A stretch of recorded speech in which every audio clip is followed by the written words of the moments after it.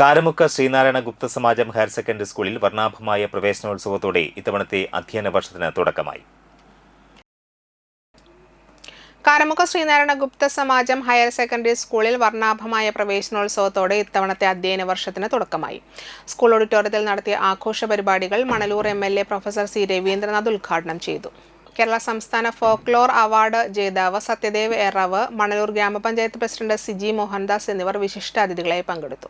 PTA president PB Joshi അധ്യക്ഷത വഹിച്ചു. മണലൂർ ഗ്രാമപഞ്ചായത്ത് അംഗം സിന്ധു ശിവദാസ്, സമാജം president Biju Ollekkatt, secretary Sasidharan master, school manager Pradeep master, PTA vice president Kannan Koottala, മാതൃസംഘം president Shari Jubin, principal Preetha P. Raveendran, head mistress Jayanthi N. Menon, staff secretary Bijoy B. Eranezhuth എന്നിവർ സംസാരിച്ചു.